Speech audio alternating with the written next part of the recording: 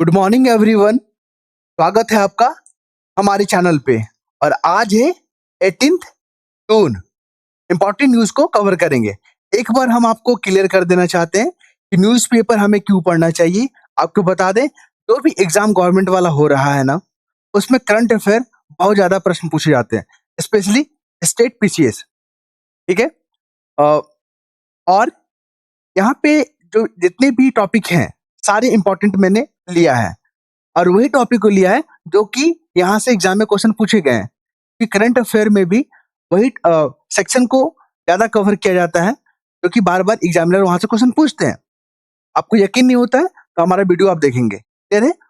और देखिए, जो मैगजीन होता है करंट अफेयर का, उसको पढ़ना चाहिए, वो बहुत बढ़िया है। लेकिन एग्जाम के समय जो है ना, सारे डेटा और फैक्ट ध्यान में नहीं आता है।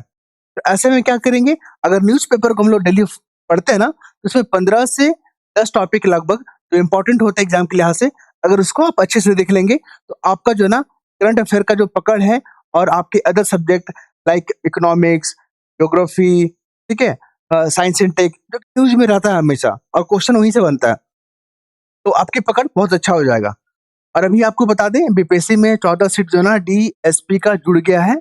तो लगभग मुझे लगता है कि 1264 सीट हो गए हैं ना, आई थिंक, अगर मैं गलत नहीं हूँ तो। और एग्जाम जो है 10 सितंबर को हो गया है। तो थोड़ा सा अपडेट आपको कर देते हैं। तो मैं जो है ना 10 दिन का एक्स्ट्रा मिल गया है। तो आप लोग जो जो भी मटेरियल पढ़ रहे हैं, ठीक है, उसको अच्छे से बार बार पढ़िएगा। एक ही चीज को बार बार पढ़िए। मैं आपको बता दे रहा हूँ, मतलब आपको जो है ना अलर्ट कर दे रहा हूँ। क्योंकि क्या होता है ना कि हम लोग 2 3 4 5 सोर्स पे जो है ना डिपेंड हो जाते हैं, जो कि सही नहीं होता है। एक ही सोर्स को पकड़िए। आप घटना चक्र पढ़ रहे हो तो घटना चक्र को ही 2 से 3 बार, 4 बार, 5 बार, जितना मौका मिले रिवाइज कीजिए। अगर आप लुसेंट पढ़ रहे हो तो लुसेंट को 4 से 5 बार रिवाइज कीजिए। करंट अफेयर का स्पीडी पढ़ रहे हो या प्रतियोगिता दर्पण या परीक्षा मंत्र, जो भी मैगजीन पढ़ रहे हो ना, एक मैगजीन को कम से कम 3 से 4 बार खत्म कीजिएगा। तब एग्जाम में जो है ना आपका कॉन्फिडेंस आ जाएगा और 100 प्लस जो है ना आपका नंबर सही हो जाएगा। क्योंकि इस बार जो है ना क्वेश्चन जो है आपके वन लाइनर भी रहेंगे और यूपीसी का पैटर्न वाला भी क्वेश्चन रहेगा। दोनों का मिक्सअप रहेगा इस बार। लगभग 80 से 90 क्वेश्चन आपका वन लाइनर फैक्ट रहेंगे। बाकी 50 क्वेश्चन के आसपास जो है ना आपके वो रहेंगे कॉन्सेप्ट वाला। तो दोनों का तैयारी बढ़िया से करके जाइएगा, तब एग्जाम जो है ना आपका क्रैक हो जाएगा बढ़िया से। ओके, चलिए आते हैं हम लोग मेन मुद्दे पे। सबसे पहले यहाँ पे आर्टिकल है FBI। आपको पता है ना, जैसे हमारे भारत में सीबीआई होता है ना, सेंट्रल ब्यूरो ऑफ इन्वेस्टिगेशन, जो कि जांच वगैरह करती है क्रिमिनल केसेस, फाइनेंशियल, तमाम। उसी प्रकार अमेरिका में भी, क्योंकि वहां पर फेडरल सिस्टम है, वहां पे 50 राज्य मिलके जो ना अमेरिका बना है। और हर राज्य का अपना संविधान है, हर राज्य का अपना नागरिकता है। हम बात कर रहे हैं अमेरिका की, ठीक है। तो वहां पे एक federal bureau of investigation, FBI agency है। उसके प्रमुख का नाम याद रखिएगा, तुलसी तुलसी तुलसी गवाड, ठीक है, तुलसी गवाड। और ये कुछ दिन पहले भी चर्चा में रहे थे जब ये भारत भी आए थे, वो तुलसी गबार्ड। न्यूज में क्यों आ गए? क्योंकि इन्होंने कहा कि ईरान जो है ना, वो न्यूक्लियर बम नहीं बना रहा है, ठीक है, या परमाणु हथियार नहीं बना रहा है। लेकिन इस बात को डोनाल्ड ट्रंप जो है ना खारिज कर दिए, इस बात को नहीं माने और वो अपना मनमानी कर रहे हैं। तो तुलसी गवार्ड और यहाँ मतलब जो प्रमुख है एफबीआई की, जो प्रमुख है, और डोनाल्ड ट्रंप के बीच में यहाँ पर मतभेद देखने को मिल रहा है। फिर आपने देखा था कि कैलिफोर्निया के जो गवर्नर हैं, उनका भी मतभेद देखने को मिला डोनाल्ड ट्रंप के साथ। तो क्वेश्चन यहाँ से आना तय है। आपसे पूछ सकता है कि भी हाल ही में किस देश की खुफिया एजेंसी, ठीक है, का वहाँ का प्रमुख से डोनाल्ड ट्रंप के साथ जो यहाँ पे मतभेद देखा गया। तो ऐसा नहीं पूछेगा आपसे, सीधा बोलेगा कि एफबीआई की जो प्रमुख कौन है, तुलसी गबार्ड, क्योंकि चर्चा में रह गया। ग्रुप 7 याद रखिएगा क्या है। ये 7 विकसित देशों का क्या है, एक समूह है, जिसका बैठक कहाँ पे हो रहा है, कनाडा का। कनाडा में जो हो रहा है ना, इसको सभी सभी को याद रखेंगे। लेकिन किस जगह पे हो रहा है ना और किस डेट को हो रहा है, वो लोग बहुत कम फैक्ट को ध्यान में रखेंगे। और ये एग्जाम जो है ना 2024 में मैंने क्वेश्चन देखा था बीपीएससी में, डेट वाला पूछ लिया। ये जो बैठक है या ये समझौता है ना, किस डेट को हुआ था। तो बहुत लोग स्किप करते हैं, लेकिन जो इम्पोर्टेंट रहता है, जो न्यूज में ज्यादा बार आता है, उसका डेट तो हम लोग याद रख ही सकते हैं ना, उसको ध्यान में तो रख ही सकते हैं ना, ताकि ऑप्शन को देखेंगे तो वहां पे एलिमिनेट करके हम ऑप्शन तक पहुंच पाएंगे। ओके, तो ग्रुप 7 में जो है ना, रसिया नहीं है, याद रखिएगा, चाइना भी नहीं है, ये भी याद रखिएगा, यूरोपियन यूनियन भी नहीं है, भारत भी नहीं है। लेकिन भारत को इस बार आमंत्रण किया गया है। आगे हम लोग देखते हैं। तो जो फैक्ट मैंने बताया ना, जैसे अपने भारत में जो कानून बनाती है उसको क्या बोलते हैं? सांसद बोलते हैं। उसी प्रकार अमेरिका में जो कानून बनाती है उसको बोलते हैं कांग्रेस। ये भी क्वेश्चन पूछ लेता है। एक तरफ कंट्री का नाम देगा, दूसरी तरफ उसकी जो कानून बनाने वाली संस्था का नाम दे देगा, बोलेगा मैच करके बताओ। कांग्रेस कहाँ की है? अमेरिका की। भारत में क्या बोलते हैं इसको? तो बोलते हैं सांसद। ठीक है? मुझे लगता है कि आप लोग चीज़ों को समझ रहे हो, क्योंकि यहाँ पे ना बहुत ही सरल और आसान शब्दों का इस्तेमाल किया जाता है, जो कि अ, आपको पढ़ने में, आपको सुनने में मज़ा आ जाएगा। और अपना फीडबैक देना ना भूलें। ठीक है? फीडबैक दीजिए आप लोग। चाहे सही हो, चाहे गलत हो, आपको मेरा कंटेंट नहीं पसंद आता है, कोई बात नहीं। वहाँ पे लिखिए कि आपका कंटेंट में मुझे पसंद नहीं आ रहा है। अच्छा लग रहा है, वो भी लिखिए, कि मुझे बहुत अच्छा लग रहा है। अब हम लोग बात करेंगे पाक फिर हुआ बेनकाब। कुल मिलाकर आपको बता दें, ये क्या चीज़ के बारे में बात कर रहा है? हाँ, कल भी मैंने बात किया था FATF। पहला तो इसका फुल फॉर्म याद रखिएगा, इम्पोर्टेंट है, क्वेश्चन पूछा गया है एग्ज़ाम में और आगे भी पूछेगा। फाइनेंशियल एक्शन टास्क फोर्स, ये कब बना है ये संस्था? 1989 में बना है। भारत इसका मेंबर कब बना? कब बना है? 2010 में। हाँ, 2010 में भारत इसका मेंबर बना है। ओके? और ये FATF जो है ना, G7 के जो कंट्री है ना, उनके नेतृत्व में ये बना था। ये भी आप याद रखेंगे। ये न्यूज़ में क्यों है? क्योंकि फाइनेंशियल एक्शन टास्क फोर्स जो है ना, इसका 2 काम रहता है। एक जो टेररिज्म को जो प्रमोट करता है, उसके खिलाफ एक्शन लेना। फिर जो टेररिज्म को फंडिंग करता है, उसके खिलाफ एक्शन लेना। और मनी लॉन्ड्रिंग का जो केस है, उसके खिलाफ एक्शन लेना। ठीक है? तो अभी FATF ने कहा है कि भारत पर जो वहाँ पे आतंकी हमला हुआ, कहाँ पे? पहलगाम में। तो उसकी कड़ी शब्दों में निंदा किया है और इन्होंने कहा कि ये जो घटना घटा ना, बिना फाइनेंशियल सपोर्ट के नहीं घटा। तो FATF जो है ना, इस तरह के शब्द का इस्तेमाल बहुत ही कम करता है, लेकिन इस बार कर रहा है भारत का कूटनीतिक प्रयास का के कारण। भारत जो है ना, पूरा का पूरा ऑपरेशन सिंदूर के बारे में अपने देश के साथ-साथ जो विदेश के जो महत्वपूर्ण नेताओं हैं ना, जो देश है ना, उनके समक्ष भारत अपना पक्ष रखा है। इस कारण FATF पे भी एक दबाव बना है कि भारत जो है ना, हर मंच का यूज़ करेगा अपने मतलब आतंकवाद को लेकर। ठीक है? तो यहाँ पे पाकिस्तान बेनकाम हो गया है। लेकिन यहाँ पे प्रश्न ये भी उठता है, जब ग्लोबल कम्युनिटी या वैश्विक संस्थाएँ जैसे IMF, वर्ल्ड बैंक, ये सब जानती है, एशियन डेवलपमेंट बैंक, ये पाकिस्तान इस तरह का हरकत करता है, तो फिर उसने इस बार फंड क्यों दे दिया? सबसे बड़ा सवाल ये है। ठीक है? तो यहाँ पे लेखक कहना चाहते हैं कि सिर्फ़ कड़ी निंदा करने से कुछ नहीं होगा, आपको ज़मीनी स्तर पे यहाँ पे काम करना होगा। ठीक है? खाली आप दिखाने के लिए आप कह दिए कि हम अ आतंकवादी घटना का बहुत कड़ी शब्दों में निंदा करते हैं, लेकिन आप पाकिस्तान को आप जो है ना, वर्ल्ड बैंक से, IMF से, एशियन डेवलपमेंट बैंक से आप फंड वहाँ से रिलीज़ करवा देते हो। ये दोहरा रवैया नहीं चलेगा। भारत इसी का सुधार की बात कर रहा है। ठीक है? देखिए यहाँ पे जो मैंने ये जो आर्टिकल है ना, एडिटोरियल पेज का, यहाँ से मेंस में मुझे तो नहीं लगता कि क्वेश्चन पूछेगा, लेकिन प्रीलिम्स में पूछ सकता है। ठीक है? तो मैंने जो रेड कलर से जो हाइलाइट किया ना, उसको एक बार ज़रूर देख लीजिएगा। दिन में 24 घंटे होते हैं, कभी भी अगर वक़्त मिले, आप न्यूज़पेपर को या हमारी जो वीडियो है, उसको सुन लीजिएगा आराम से। ठीक है? इससे क्या होगा, फैक्ट जो है ना आपके माइंड में क्या होंगे, सर्कुलेट करते रहेंगे और एग्ज़ाम में वो क्या होगा, टिक करेंगे आप। जैसे मैंने पूरा आर्टिकल पढ़ा ना, तो यहाँ पे जो अंतरिक्ष है, जो स्पेस में जो अभी भी रहस्यमयी बना हुआ है, उस पे खोज, शोध लगातार चल रहा है। तो एक अभी व्यक्ति हैं, खगोलविद, उनका नाम याद रखिएगा, मधुसूदन। कहाँ पे? मैंने टिक किया था यहाँ पे, मधुसूदन लिखा होगा, यहाँ पे, यहाँ। हाँ, निक्कू मधुसूदन, देख रहे हैं ना आप यहाँ पे? तो आपसे पूछेगा कि निक्कू मधुसूदन समाचार में जो है ना, सुर्खियों में रहते हैं। ये किस क्षेत्र से जुड़े हैं? खगोलविद हैं। पहला फैक्ट, कोरक कोरस वेव्स क्या होता है? 4 ऑप्शन दे देगा, परमाणु बम, AI, ठीक है? वाई-फाई, ऐसा करके ऑप्शन बना देगा।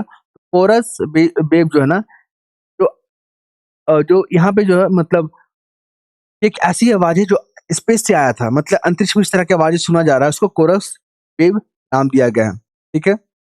इसके बाद आप देख लीजिए, ना नासा में जो है ना, एक टेलीस्कोप है, उसका नाम याद रखिए, जेम्स वेब टेलीस्कोप। ये एग्ज़ाम में क्वेश्चन पूछा गया है और यहाँ फिर से न्यूज़ में आ गया है, इसलिए मैंने इसको ले लिया। ये हाइसिन वर्ल्ड क्या है? तो अभी जो है ना, बाह्य ग्रह, जैसे हम लोग जिस प्लेनेट पे रहते हैं उसका नाम क्या है? पृथ्वी है ना? तो ये एक तरह का क्या है? ग्रह है। ऐसे ही ग्रह जो है ना, अंतरिक्ष में बहुत पड़े हुए हैं। उसी में से एक बाह्य ग्रह में ना, ऐसा प्रतीत हुआ है कि वहाँ पे हाइड्रोजन का जो है ना एक वातावरण है, वहाँ पे लिक्विड फॉर्म में पानी है, इस तरह का अनुमान लगाया जा रहा है। इसी को बोला जा रहा है हाइसिन वर्ल्ड, ठीक है? इस तरह के जो फैक्ट है ना यूपीएससी बहुत खेलती है। यूपीपीएससी में खेल लेगा आपसे कि अभी खबरों में रहा था हाइसिन वर्ल्ड किस क्षेत्र से जुड़ा हुआ है स्पेस से, ठीक है? मधुसूदन निक्कू जो है ना किस फील्ड से जुड़े हुए हैं? स्पेस से। ये भी याद रखेंगे आप। जेम्स वेब टेलीस्कोप जो है ना कहाँ है? नासा में, अमेरिका में है। ये भी आप याद रखेंगे। और आपको बता दें शनि ग्रह है ना, आपसे अगर क्वेश्चन पूछेगा कि किस ग्रह का सबसे ज्यादा सैटेलाइट है, तो पहले तो था गुरु, जो बृहस्पति था ग्रह, है ना, जुपिटर, वो नहीं होगा, अब हो जाएगा शनि, याद रखिएगा। ये लेटेस्ट अपडेट है, शनि होगा।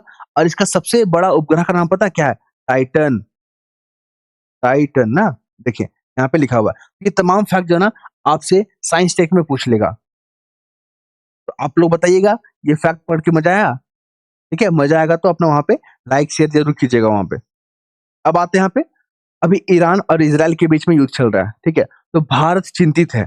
आपसे मेंस में क्वेश्चन पूछेगा कि ईरान, इज़राइल के बीच में जो तनाव देखने को मिला, भारत इसको लेकर चिंतित है, टिप्पणी करे, चर्चा करे। तो आपको कुछ तो पॉइंट याद होना चाहिए ना? ठीक है, आप इंट्रोडक्शन लिख दीजिएगा कि ईरान जो है ना पश्चिमी एशिया का एक देश है और इज़राइल और ईरान के साथ भारत का जो संबंध है काफ़ी मधुर है। लेकिन अभी हाल ही में जो है इज़राइल ईरान के बीच में तनाव देखने को मिला। कुछ नहीं आएगा, आप इंट्रोडक्शन ये सब लिख दोगे। लेकिन मेन पॉइंट जो है ना एग्जामिनर जो आपसे चाहता है वो क्या लिखेंगे? इस बात को लेकर चिंतित है ना कि ईरान, इज़राइल के साथ भारत के संबंध क्या है? मजबूत हैं। भारत दोनों के देश के साथ क्या करता है? व्यापार करता है। रक्षा समझौता को लेकर, ट्रेड को लेकर, ऊर्जा क्षेत्र को लेकर, तकनीक को लेकर। ऐसे में जो है भारत किसी देश के जो है साथ में खड़ा नहीं है और यहाँ पे तटस्थ की भूमिका में है, न्यूट्रल की भूमिका में है। बस वो अपील कर रहा है दोनों देश से कि आप लोग जो है ना अपने मसले को, मुद्दे को बातचीत के माध्यम से क्या करेंगे? सुलह करेंगे या कूटनीतिक तरीके का इस्तेमाल करेंगे, लेकिन युद्ध नहीं कीजिए। क्योंकि ये जो युग है ना, ये युद्ध का है ही नहीं। अब फिर हम लोग बात करेंगे यहाँ पे पहला ये उप इसके बाद है कि ईरान से जो है ना हम लोग ऊर्जा जो है इम्पोर्ट करते हैं, तो उसको लेकर भी चिंतित है। तो यहाँ पे ग्लोबल इम्पैक्ट भी पड़ रहा है यहाँ पे, तो ध्यान रखिएगा। और हमारे जो कौन है इंडियन, विदेशों में रहते हैं, ईरान में भी रहते हैं, तो उनके जो लाइफ सुरक्षा को लेकर भी हम लोग चिंतित हैं। ये पॉइंट लिख देना। अभी देख लीजिए भाषा को लेकर जो है ना, मैंने क्वेश्चन जो है ना अपने टेलीग्राम पे बना के डाल दिया ऑब्जेक्टिव का, आप लोग वहाँ पे सॉल्व कीजिए। यहाँ पे जो हमारे वाइस प्रेसिडेंट है उन्होंने कहा कि नेशनल एजुकेशन पॉलिसी को जो है ना आप लोग लागू कीजिए, क्योंकि ये जो है ना हमारे देश को गति प्रदान करेगा, हमारे देश की जो शिक्षा व्यवस्था है उसमें आमूलचूल परिवर्तन करेगा। और जो भी राज्य इसको अपनाए नहीं है, जिसको लागू नहीं किया, वो लोग जल्द से जल्द इसको लागू करे, क्योंकि ये बहुत बेहतर जो है ना योजना है पूरे विश्व का। इसमें जो है ना बच्चों की प्रतिभा, उसकी क्षमताओं पे फोकस किया गया। साथ ही बता दें हमारे संविधान में 22 जो है ना कॉन्स्टिट्यूशनल लैंग्वेज है, ये भी याद रखिएगा। संसद में आप 22 भाषा का इस्तेमाल कर सकते हैं। साथ ही आपको बता दें क्लासिकल लैंग्वेज की संख्या बढ़कर 11 हो गया है। पहले 6 हुआ करता था, अभी हाल में 5 ऐड हुआ है। ये भी याद रखेंगे, यहाँ पे ये चीज लिखा हुआ है। कौन कौन सा क्लासिकल लैंग्वेज है? तो तमिल है, तेलुगु है, कन्नड़, मलयालम, उड़िया, मराठी, पाली, प्राकृतिक, बंगाली, असमिया। आपको बताइए यहाँ पे क्लासिकल लैंग्वेज में सबसे पहला वो भाषा कौन सा है जिसको क्लासिकल लैंग्वेज का दर्जा दिया गया था और किस ईयर में दिया गया था? ये जवाब आपको देना है। देखिए आपदा प्रबंधन को लेकर भी जो है ना कल आर्टिकल आया था और हमारे प्रधानमंत्री जी ने अपील किया है कि आपदाएं जो है ना अचानक घटती है, वो आपको बता के नहीं आएगी। लेकिन हम लोग पहले से प्लानिंग करेंगे ना, तो उसके जो जान माल का जो नुकसान है ना उसको कम कर सकते हैं। तो इन्होंने कहा कि आप जो है ना आपदा प्रबंधन जो योजनाएं हैं डिस्ट्रिक्ट लेवल पे आप बनाए उसको, और उसमें पीएम गति शक्ति का इस्तेमाल करें, इसको ध्यान रखेंगे आप। क्योंकि कुछ कुछ ऐसे आपदाएं होती है ना जिसका जान माल का बहुत ज्यादा नुकसान होता है। अब आते हैं हम लोग यहाँ पे, हमारे प्रधानमंत्री जी कहाँ चले गए हैं? कनाडा चले गए हैं। वहाँ पे वैश्विक नेताओं से वहाँ पे मिल-जुल रहे हैं और तमाम चीज़ बात कर रहे हैं। अब एक-एक चीज़ देखिए, G7 का जो समिट हो रहा है वो हो रहा है कनाडा में। ये सभी जान रहे होंगे। लेकिन किस जगह हो रहा है? कैनिस कैनिनीसिकस, कैनिनिसिकस, इसको याद रखेंगे। ये क्वेश्चन अब पूछेगा आपसे। कैनिनिसिकस, ठीक है? कनाडा में। कब हो रहा है? 16 से 17 जून को हो रहा है। ठीक है? 7 मेंबर कंट्री इसमें रहेंगे। और यहाँ पे जो है ना भारत ग्लोबल साउथ का मुद्दा को उठाएगा। ग्लोबल साउथ से भी क्वेश्चन पूछा गया है। ग्लोबल साउथ उसको बोलते हैं जो कि कम विकसित देश है। इसके बाद आपको बता दें यहाँ पे भारत आतंकवाद को लेकर बातचीत करेगा। भारत जो वैश्विक जो इशू हैं, चाहे ऊर्जा को लेकर, तकनीक को लेकर, इन तमाम चीजों पे बातचीत करेगा। और भारत अपने जो देश है, जैसे कि G7 के जो देश है और अन्य देश जो वहाँ पे इनवाइट किए गए हैं, उनके साथ अपने संबंधों को प्रगाढ़ करेगा। ये देखिए, यहाँ पे G7 के देश जो है ना फोटो शूट करवा रहे हैं और इन्होंने एक ज्वाइंट स्टेटमेंट पे सिग्नेचर किया है और उन्होंने कहा है कि जो ईरान और इजराइल के बीच में तनाव है ना, उसको सॉर्ट आउट किया जाए ताकि वैश्विक शांति और अस्थिरता को कम किया जा सके। यहाँ पर आपको बता दें, संयुक्त राष्ट्र की जो है ना एक एजेंसी है IAEA, ये बहुत बार न्यूज में रहा है। ठीक है, यहाँ से क्वेश्चन आपसे पूछेगा IAEA जो संस्था है क्या है, यूएनओ का पार्ट है, तो आपका जवाब हो जाएगा यस। अब जो है ना, इन्होंने कहा कि जो ईरान है वो परमाणु हथियार जहाँ पे बना रहा था जिस जगह पे, उसको काफी नुकसान पहुंचा है इजराइल के हमले से। इस चीज को ध्यान रखिएगा। क्वेश्चन आपसे IAEA को लेकर पूछ लेगा। और भारत भी जो है ना इसको लेकर चर्चा किया था, क्योंकि भारत बोला था कि पाकिस्तान में जो परमाणु हथियार है ना, उसको इसकी निगरानी में रखा जाए। क्या से न्यूज में आ गया, ध्यान रखिएगा। कभी कभी पूछ लेता है कि माउंट लेवोटोबी, ठीक है, पर लॉकी लॉकी ज्वालामुखी फटा है किस देश में, इंडोनेशिया में। इस तरह के फैक्ट जो है बीपीएससी खेलता है। ये क्या है? अच्छा, ये जो है ना हमारा प्रोग्राम है बीपीएससी 2025। इसमें आपको मेंस को लेकर और आपका प्रीलिम्स को लेकर, क्योंकि दिसंबर में एक्सपेक्टेड है आपका, और 10 सितंबर को आपका एक्सपेक्टेड है पीटी एग्जाम। तो दोनों को ध्यान में रखते हुए जो है ना हम लोग एक प्रोग्राम चला रहे हैं। अगर आप लोग जुड़ना चाहते हैं तो यहाँ पे जुड़ सकते हैं। ठीक है, नंबर को मैं यहाँ पे एक बार फिर से लिख देता हूँ ताकि आप लोग ध्यान रखें। 943035 और 7042 पे कॉल कर सकते हैं। एक और नंबर है, इस पे कॉल कर सकते हैं। ठीक है, दो नंबर पे। और आते हैं, ये है ट्रॉपिक ऑफ कैंसर। कौन कौन सा कंट्री से पास करता है? चाइना से करता है, इंडिया से करता है, यूएई से करता है, ओमान, बांग्लादेश, म्यांमार, ताइवान। कम से कम इंडिया वाला जो नेबर कंट्री है ना, उसको ध्यान रखिए। तो यहाँ पे सहारा डेजर्ट काफी न्यूज में चल रहा है अभी। कहाँ गया सहारा? यहाँ पे सहारा डेजर्ट को ध्यान रखेंगे आप। रशिया यूक्रेन वार चल रहा है, तो सी ऑफ एजोव को ध्यान रखेंगे आप। इसराइल अभी हमला किया ईरान पे, इसको ध्यान रखेंगे। Egypt, Jordan, Syria. और यहाँ पे वेस्ट बैंक का लोकेशन और गाजा का लोकेशन याद रखेंगे। नॉर्थ से साउथ पूछ लेता है। अफगानिस्तान न्यूज में चल रहा है। China, India, Iran. ईरान भी न्यूज में चल रहा है। ये अफगानिस्तान के साथ क्या करता है? बाउंड्री साझा करता है। ग्रासलैंड वाले लोकेशन याद रखिएगा। अफ्रीका सवाना, एम्पोश और ऑस्ट्रेलियन सवाना। ये क्वेश्चन ज्यादा पूछता है बार बार।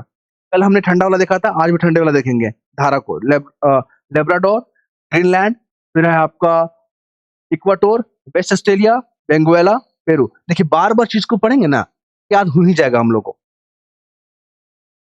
नीलगिरी का लोकेशन याद रखिएगा, जहाँ पे ईस्टर्न और वेस्टर्न घाट मिलता है, उसको नीलगिरी बोलते हैं। यहाँ पे रॉकी जो है ना mountain, Andes mountain, Himalaya mountain को ध्यान रखेंगे आप। काराकोरम, लद्दाख, जास्कर, पीर पंजाल। बीपीएससी ने क्वेश्चन पता कैसे पूछा था? केटू, कामेत, नंदा देवी, और एक और था नंदा देवी, केटू और कंचनजंगा।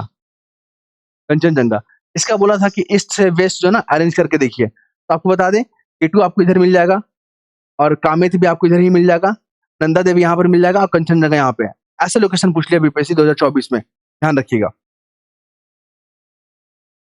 मेघालय न्यूज में चल रहा है, मणिपुर न्यूज में चल रहा है।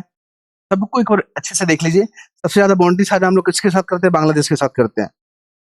ये जो है हमारा प्रोग्राम है। आप यहाँ पे या इस नंबर पे आप कॉल, इस पे आप जो है ना, ये हमारा जीपे नंबर है, गूगल पे नंबर पे आप पेमेंट करके जुड़ सकते हैं। ठीक है, सारे सब्जेक्ट किए जाएंगे।